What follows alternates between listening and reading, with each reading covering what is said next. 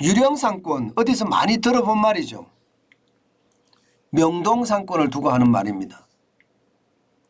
사실 코로나19가 한창일 때는 명동상권이 두 집 중에 한 집이 폐업했을 정도로 유령상권이었습니다. 사람이 없었어요. 심지어 말입니다.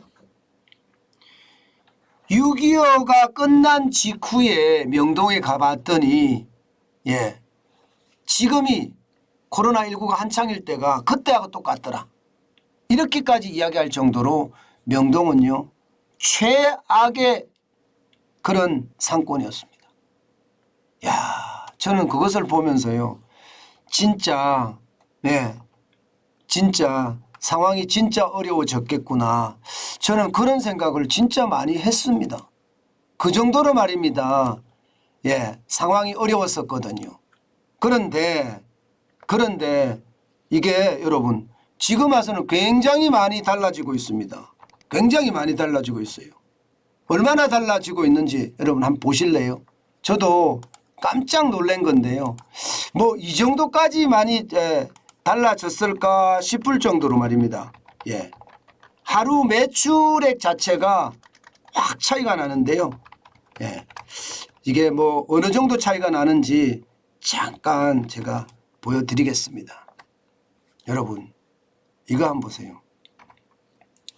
명동상권 하루 점심 매출 증가율입니다. 이게 2900%입니다. 2900%. 290%가 아니에요. 3배가 늘어난 게 아니라 지금 2900% 30배가 늘어났다는 이야기입니다. 실제입니다. 실제. 코로나 시기에 하루 점심 매출이 30만 원. 현재 하루 점심 매출은 300만 원. 아니 10만 원이고 300만 원. 그러면 2900% 늘어난 거죠. 유령상권이 명동상권으로 된 거예요. 이제. 그야말로 상권 1번지, 상가 1번지라고 이야기하는 명동의 부활을 알리는 신호다. 이렇게 이야기할 수가 있습니다. 이게 좋아지기 시작한 게 말입니다. 올해 1월, 2월, 3월, 4월 중에 2월이 지나고 3월부터 확 좋아지기 시작했어요. 3월부터 진짜 좋아졌습니다. 실제로 지표에도 나오는 걸 보면 명동이 얼마나 좋아졌느냐 여러분 보세요. 2019년에 월평균 매출액이 379만 원입니다. 2023년 1분기 지금 매출액이 378만 원이에요. 와우, 굉장히 많이 도착했죠. 2020년에 최악보다는 낫잖아요. 최악보다는. 2020년에 281만 원, 2021년에 303만 원, 2022년에 344만 원에서 2023년엔 급기야 코로나 이전으로 지금 돌아간 거예요. 코로나 이전으로. 다행이라고 이야기할 수 있죠. 굉장히 좋은 지표가 나온 거예요. 이게 영미권이나 동남아나 일본 관광객들이 굉장히 많이 왔습니다. 뭐 중국인 관광객까지 왔으면 이거보다 더 할 텐데 중국의 관광객은 일단 단체 관광객은 못 오니까 나머지가 지금 많이 왔고 특히 가장 많이 온 관광객은요 베트남 사람들이라고 합니다. 베트남 사람들. 그러니까 베트남에서도 관광을 엄청 왔다는 이야기가 되는 겁니다. 지금 보시는 것처럼 매출액이 그나마 유령상권에서 이제는요 상권 1번지로 다시 탄생했다는 뜻이에요. 게다가 말입니다. 매출도 보면 음식 매출이 가장 많이 올라갑니다. 음식 매출이. 2022년 2월에 음식 매출은 67억 원이었거든요. 그런데 2023년 2월에 음식 매출은 145억까지 올라갑니다. 의료 건강은 오히려 좀 줄었습니다. 150억에서 145억으로 줄었는데 지금 음식 매출이 굉장히 많이 늘어나고요. 생활 서비스에 대한 매출도 28억에서 37억까지 올라갔습니다. 매출 자체가 먹는 거에 많이 올라간다는 이야기인가요? 게다가 생활 서비스가 올라갔다는 것은 결국 마스크팩이든 화장품이든 이런 게 많이 팔린다는 이야기죠. 심지어 말입니다. 치아 미백제도 굉장히 많이 팔린다고요. 치아 미백제. 일본 사람들이 많이 찾는데 대한민국의 치아 미백제는 최고다 이렇게 알려져 있어서 그만큼 많이 산다고 이야기합니다. 이것을 보면 말입니다. 뭔가 이제 건강이나 의료까지 좋아지면 전체적으로 매출이 다 좋아지겠다 그런 생각이 들죠.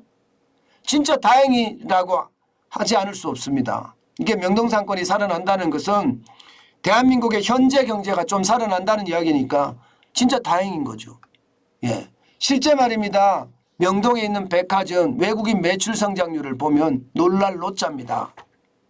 신세계 백화점은 12배가 늘었습니다. 12배. 진짜 많이 늘었죠. 롯데백화점은 8.3배가 늘었습니다. 8.3배. 예, 12배, 8.3배. 굉장히 많이 늘었습니다.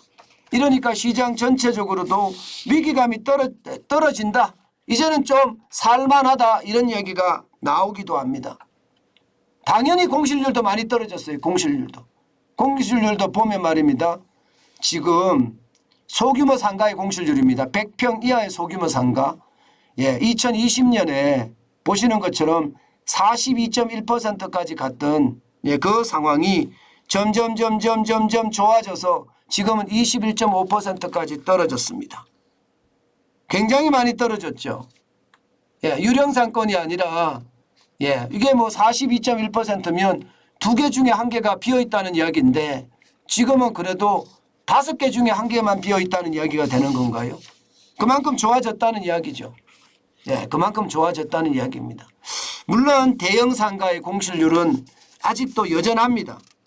대형 상가의 공실률은 왜 여전한가 하면요, 여러분. 이게 쉽게 안 내려갑니다. 예, 작년 1분기만 하더라도 40.9%였는데요. 올 1분기에도 37.6%예요.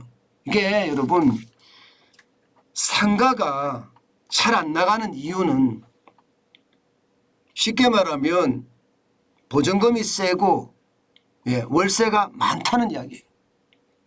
예, 그렇기 때문에 안 나간다는 이야기입니다. 예, 보증금이 센 이유는요.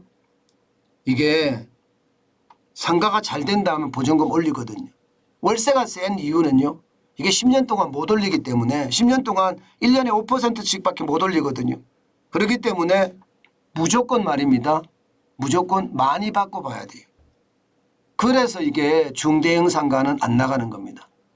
소규모 상가는 그나마 나가는 이유가 그나마 뭐 좀 비싸더라도 지금 잡아야지 지금 안 잡으면 안 돼 이렇게 생각하지만 대규모 상가는 장사까지 안 되면 버티기가 쉽지 않거든요. 그렇기 때문에 소규모 상가는 많이 나가는데 대규모 상가 100평 이상은 잘 안 나간다. 아직도 여전하다. 그런 이야기가 되는 겁니다. 아마 좋아지겠죠. 많이 좋아질 겁니다. 실제 명동의 사람이 지금 보시다시피 바글바글 그 자체죠. 바글바글합니다. 이게 해넘이가 얼마 안 남은 시간에도 지금 이렇게 사람들이 많다는 것은 이게 얼마만이냐 사람들이 그렇게 이야기할 정도예요. 그 정도로 말입니다. 지금 명동은요 부활하고 있다. 다시 태어나고 있다. 이런 얘기를 많이 하는 겁니다. 아마 그렇게 오래지 않아서 명동 상권은 대한민국의 랜드마크잖아요. 그렇기 때문에 더 좋아질 겁니다. 저는 명동 상권이 좋아지는 거에 따라서 말입니다. 우리 골목 상권, 지역 상권도 좋아졌으면 좋겠어요. 아직까지 골목 상권이나 지역 상권이 좋아졌다는 그런 이야기는 잘 안 나오거든요. 옛날보다 나아졌다는 이야기는 나오지만 사람들이 돈을 안 쓴다 이런 이야기는 아직까지 유효합니다. 그런 차원에서 보면 예, 아직까지 예, 온기가 전국으로 퍼지기는 좀 쉽지 않고요. 지금 관광지를 중심으로 이게 좋아지는 모양새. 뭐 명동 상권이 좋아지면 분명히 홍대 상권도 나아질 거고요. 또 광화문 상권도 나아질 거고요. 종로 상권도 나아질 겁니다. 이러면서 현장 경제가 조금씩 좋아지는 그런 모양새가 되지 않겠느냐 이런 생각도 해봅니다. 그나마 최근에 나온 어떤 경제 소식 중에서는요. 가장 좋은 소식이 아닌가 그런 생각도 오늘 해보게 됐습니다. 참 경제라는 게 참 희한하죠. 점점 뭔가 꿈틀거리면서 올라가는 듯한 그런 모양새를 취한다 이렇게 볼 수 있는 건가요? 여러분 이제 힘내시자고요. 뭔가 시장의 어떤 모양새도 바뀌고요. 또 윤석열 정부의 어떤 경제개혁 정책을 굉장히 빠르게 밀어붙인다면 저는 많은 곳이 좋아질 거라고 생각합니다. 시간이 더뎌질 뿐이지요. 시간이 더뎌질 뿐이지 많은 것이 좋아질 거라고 생각하니까 우리 조금만 힘들더라도 참고 견뎌냈으면 좋겠습니다.